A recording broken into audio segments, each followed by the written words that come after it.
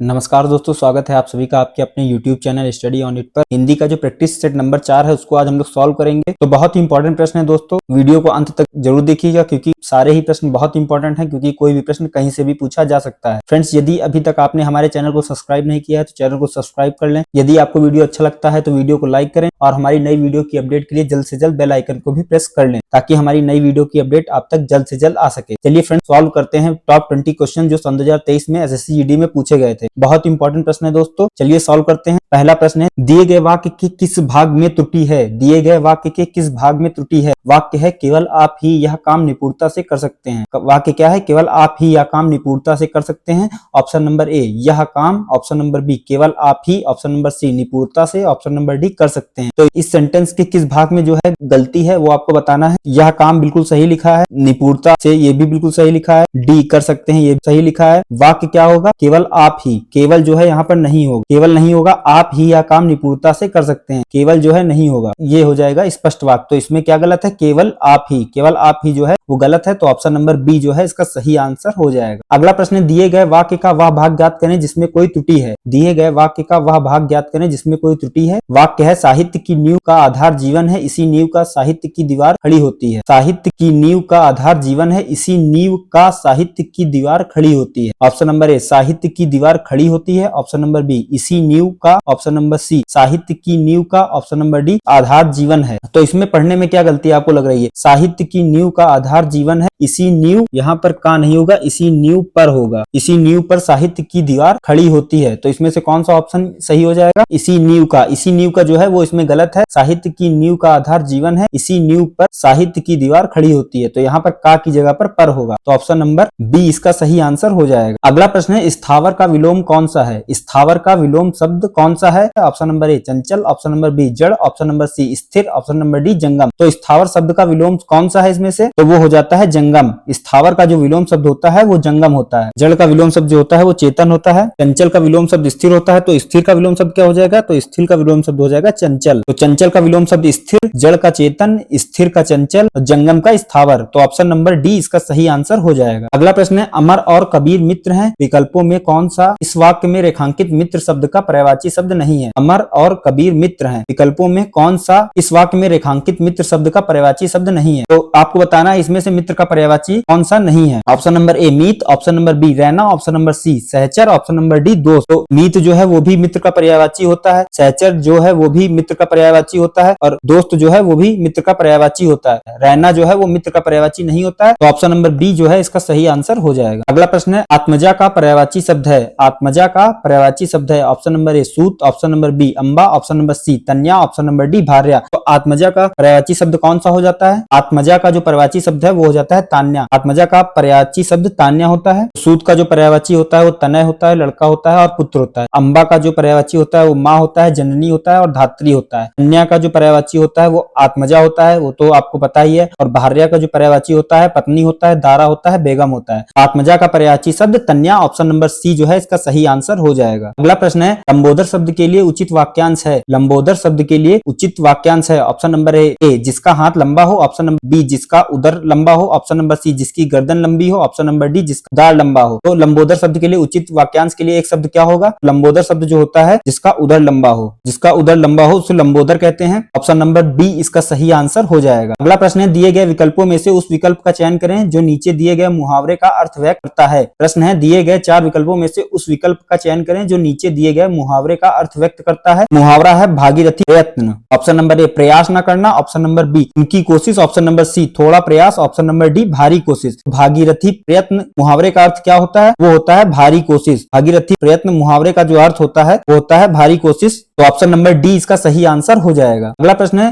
रागिनी ने जब वीणा बजाना शुरू किया तो उसके स्वर से सारा वातावरण डैश हो गया। रागिनी ने जब वीणा बजाना शुरू किया तो उसके स्वर से सारा वातावरण डैश हो गया, रिक्त स्थान की पूर्ति करें। ऑप्शन नंबर ए झनकृत, ऑप्शन नंबर बी झनकृत, ऑप्शन नंबर सी झनकृत, ऑप्शन नंबर डी झनव्रत। रागिनी ने जब वीणा बीड़ा बजाना शुरू किया तो उसके स्वर से सारा वातावरण क्या हो गया, झनकृत हो गया। झनकृत का जो है सही कैसे लिखा जाता है वो आपको बताना है। तो झनकृत कैसे सही लिखा जाता है, झनकृत जो है ऐसे सही लिखा जाता है। रागिनी ने जब बीड़ा बजाना शुरू किया तो उसके स्वर से सारा वातावरण झनकृत हो गया। ऑप्शन नंबर सी इसका सही आंसर हो जाएगा। अगला प्रश्न है, दिए गए वाक्य के रेखांकित शब्द को उचित विकल्प से परिवर्तित करें। दिए गए वाक्य के रेखांकित शब्द को उचित विकल्प से परिवर्तित करें। वाक्य है, अभी तक हिंदी के अनेक शब्दों की वर्तनी व्यवस्थित नहीं है। अभी तक हिंदी के अनेक शब्दों की वर्तनी व्यवस्थित नहीं है। व्यवस्थित की जगह पर क्या होगा, ऑप्शन नंबर ए शाश्वत, ऑप्शन नंबर बी स्थित, ऑप्शन नंबर सी स्थिर, ऑप्शन नंबर डी सुगठित। ऑप्शन नंबर सी हो जाएगा सही आंसर, स्थिर नहीं है। अभी तक हिंदी के अनेक शब्दों की वर्तनी जो है स्थिर नहीं है। ऑप्शन नंबर सी इसका सही आंसर हो जाएगा। व्यवस्थित की जगह पर जो है स्थिर आ जाएगा। अगला प्रश्न है, दिए गए वाक्य में रेखांकित खंड को प्रतिस्थापित करने के लिए सबसे उपयुक्त विकल्प का चयन करें। यदि इसे प्रतिस्थापित करने की आवश्यकता नहीं है तो विकल्प किसी बदलाव की आवश्यकता नहीं है चयन करें। दिए गए वाक्य में रेखांकित खंड को प्रतिस्थापित करने के लिए सबसे उपयुक्त विकल्प का चयन करें। यदि इसे प्रतिस्थापित करने की आवश्यकता नहीं है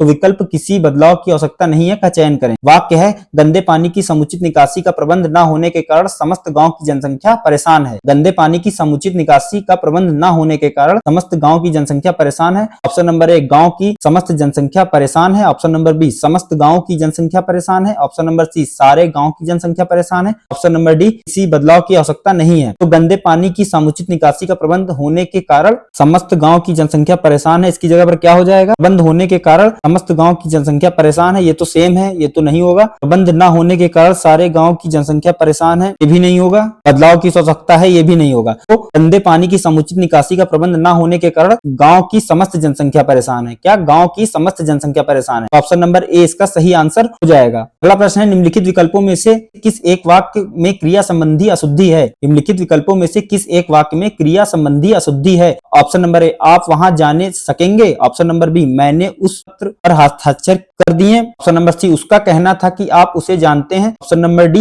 वह भोजन कर चुका है। तो इसमें से आपको क्रिया संबंधी जो है अशुद्धि किस वाक्य में लग रही है। मैंने उस पत्र पर हस्ताक्षर कर दिए, ये तो सही है। उसका कहना था कि आप उसे जानते हैं, ये भी सही है। तीसरा है वह भोजन कर चुका है, ये भी सही है। गलत तो ये है आप वहां जाने सकेंगे, ये नहीं होगा। यहाँ पर जाने की जगह पर होगा आप वहां जा सकेंगे। आप वहां जा सकेंगे ये जो है सही हो जाएगा। ऑप्शन नंबर ए जो है इसका सही आंसर हो जाएगा। इसमें जो है क्रिया संबंधी अशुद्धि है।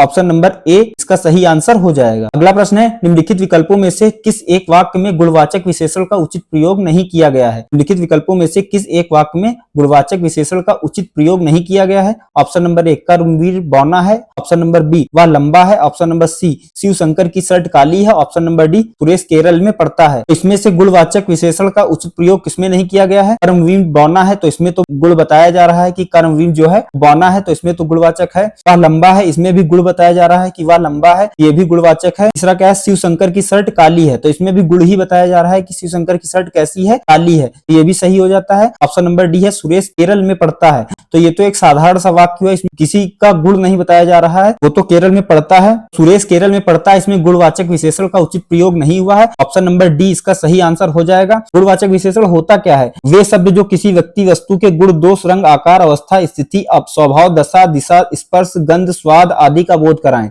किसका गुण दोष रंग आकार अवस्था स्थिति स्वभाव दशा दिशा स्पर्श गंध स्वाद आदि का बोध कराएं, गुणवाचक विशेषण कराते हैं। तो ऑप्शन नंबर डी इसका सही आंसर हो जाएगा। अगला प्रश्न है, निम्नलिखित विकल्पों में से कौन सा एक वाक्य साधारण क्रिया विशेषण से संबंध नहीं रखता। निम्नलिखित विकल्पों में से कौन सा एक वाक्य साधारण क्रिया विशेषण से संबंध नहीं रखता है। ऑप्शन नंबर ए सेवक कहाँ गया। ऑप्शन नंबर बी अरे वह अब पढ़ना चाहता है। ऑप्शन नंबर सी हाय वह वहां जाता है। ऑप्शन नंबर डी हाय वह यहाँ आता है। तो निम्नलिखित विकल्पों में से कौन सा एक वाक्य साधारण क्रिया विशेषण से संबंध नहीं रखता, वो हो जाता है अरे वह अब पढ़ना चाहता है। अरे वह अब पढ़ना चाहता है, यह एक वाक्य साधारण क्रिया विशेषण से संबंध नहीं रखता। ऑप्शन नंबर बी इसका सही आंसर हो जाएगा। अगला प्रश्न है, निम्नलिखित में से शुद्ध वर्तनी वाला शब्द कौन सा है। निम्नलिखित में से शुद्ध वर्तनी वाला शब्द कौन सा है। पुण्य कैसे लिखा जाता है वो आपको बताना है। देख लीजिए ऑप्शन, किस तरह से पुण्य लिखा जाता है, जल्दी से बताइए कि पुण्य जो है किस तरह से लिखा जाता है। इस तरह से लिखा जाता है, इस तरह से तो बिल्कुल नहीं लिखा जाता है, इस तरह से भी बिल्कुल नहीं लिखा जाता है। अब दो ऑप्शन बचे, पुण्य इस तरह भी नहीं लिखा जाता है, पुण्य लिखा जाता है इस तरह, पुण्य जो है इस तरह लिखा जाता है।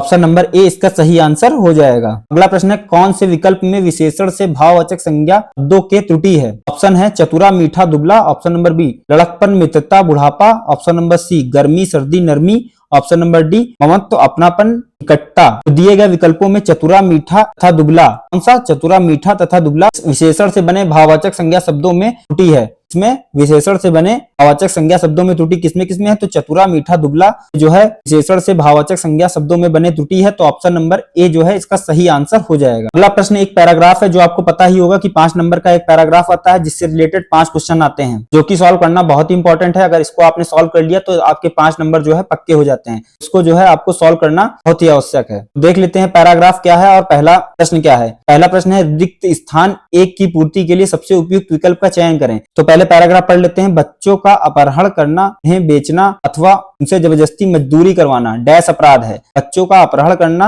उन्हें बेचना अथवा उनसे जबरदस्ती मजदूरी करवाना या कराना डैश अपराध है। क्या अपराध है? तो ऑप्शन नंबर ए दयनीय, ऑप्शन नंबर बी दंडनीय, ऑप्शन नंबर सी विफल, ऑप्शन नंबर सी शोचनीय। बच्चों का अपहरण करना, उन्हें बेचना अथवा उनसे जबरदस्ती मजदूरी कराना दंडनीय अपराध है। इस स्थान में जो है दंडनीय हो जाएगा कि दंडनीय अपराध है। तो ऑप्शन नंबर बी दंडनीय इसका सही आंसर हो जाएगा। इस स्थान 2 की पूर्ति के लिए सबसे उपयुक्त विकल्प चयन कीजिए। तो बच्चों का अपहरण करना, उन्हें बेचना अथवा उनसे जबरदस्ती मजदूरी कराना दंडनीय अपराध है। सरकार द्वारा इस संबंध में डैश बनाए गए हैं। सरकार द्वारा इस संबंध में डैश बनाए गए हैं। क्या बनाए गए हैं? ऑप्शन नंबर ए पुस्तकें, ऑप्शन नंबर बी समय, ऑप्शन नंबर सी कानून, ऑप्शन नंबर डी विचार। सरकार द्वारा इस संबंध में कानून बनाए गए हैं। क्या बनाए गए हैं? कानून बनाए गए हैं। तो ऑप्शन नंबर सी जो है रिक्त स्थान 2 की जगह पर आ जाएगा। ऑप्शन नंबर सी जो है कानून इसका सही आंसर हो जाएगा। अगला क्या है? रिक्त स्थान 3 की पूर्ति के लिए सबसे उपयुक्त विकल्प का चयन करें। बच्चों का अपहरण करना, उन्हें बेचना अथवा उनसे जबरदस्ती मजदूरी कराना दंडनीय अपराध है। सरकार द्वारा इस संबंध में कानून बनाए गए हैं, किंतु उनके क्रियान्वयन का डैश अन्य सरकारी संगठनों पर है। किंतु उनके क्रियान्वयन का डैश अन्य सरकारी संगठनों पर है। तो किन सरकारी संगठनों पर है? ऑप्शन नंबर ए अभ्यस्त, ऑप्शन नंबर बी उत्तरदायित्व, ऑप्शन नंबर सी अहित, ऑप्शन नंबर डी संबंध। किंतु उनके क्रियान्वयन का उत्तरदायित्व अन्य सरकारी संगठनों पर है। तो ऑप्शन नंबर बी जो है स्थान 3 की जगह पर आ जाएगा, किंतु उनके क्रियान्वयन का उत्तरदायित्व अन्य सरकारी संगठनों पर है। ऑप्शन नंबर बी जो है इसका सही आंसर हो जाएगा। अगला प्रश्न है रिक्त स्थान 4 की पूर्ति के लिए सबसे उपयुक्त विकल्प का चयन कीजिए। बच्चों का अपहरण करना, उन्हें बेचना अथवा उनसे जबरदस्ती मजदूरी कराना दंडनीय अपराध है। सरकार द्वारा इस संबंध में कानून बनाए गए हैं, किंतु उनके क्रियान्वयन का उत्तरदायित्व अन्य सरकारी संगठनों पर है। भारत में 5 से 15 वर्ष तक के डैश मजदूरों। ऑप्शन नंबर ए श्रमिक, ऑप्शन नंबर बी बाल, ऑप्शन नंबर सी बड़े, ऑप्शन नंबर डी मेहनती। तो भारत में 5 से 15 वर्ष तक के बाल मजदूरों की संख्या लगभग 1 करोड़ के ऊपर है। बाल मजदूरों की संख्या लगभग 1 करोड़ के ऊपर है। तो रिक्त स्थान 4 की जगह पर जो है बाल आ जाएगा। ऑप्शन नंबर बी इसका सही आंसर हो जाएगा। अगला प्रश्न जो कि लास्ट प्रश्न है, रिक्त स्थान 5 की पूर्ति के लिए सबसे उपयुक्त विकल्प का चयन कीजिए। पैराग्राफ क्या है? बच्चों का अपहरण करना, उन्हें बेचना अथवा उनसे जबरदस्ती मजदूरी कराना दंडनीय अपराध है। सरकार द्वारा इस संबंध में कानून बनाए गए हैं, किंतु उनके क्रियान्वयन का उत्तरदायित्व अन्य सरकारी संगठनों पर है। भारत में 5 से 15 वर्ष तक के बाल मजदूरों की संख्या लगभग 1 करोड़ के ऊपर है। सरकारी तंत्र के सारे पूरे समाज को भी इस दिशा में डैश होना होगा। ऑप्शन नंबर ए नियमित, ऑप्शन नंबर बी निष्क्रिय, ऑप्शन नंबर सी सक्रिय, ऑप्शन नंबर डी व्यक्तिगत। तो सरकारी तंत्र के साथ हमारे पूरे समाज को दिशा में सक्रिय होना होगा। क्या होना होगा? सक्रिय होना होगा। तो ऑप्शन नंबर सी सक्रिय जो है रिक्त स्थान 5 की जगह पर आ जाएगा। तो ऑप्शन नंबर सी जो है इसका सही आंसर हो जाएगा। तो फ्रेंड्स ये थे आज के टॉप 20 हिंदी के प्रश्न। इसी पैटर्न के आधार पर जो है एसएससी जीडी में प्रश्न पूछे जाते हैं। आपको मैंने पहले भी वीडियो में बताया है कि जीडी में जो क्वेश्चन आएंगे वो इसी तरह से आएंगे। फ्रेंड्स यदि आपको वीडियो अच्छा लगा हो तो वीडियो को लाइक करें, और यदि अभी तक आपने हमारे चैनल को सब्सक्राइब नहीं किया है तो चैनल को सब्सक्राइब कर लें, और हमारी नई वीडियो की अपडेट के लिए या नई क्लास की अपडेट के लिए जल्द से जल्द बेल आइकन को भी प्रेस कर लें। Thanks for watching. मिलते हैं आपसे नेक्स्ट क्लास में।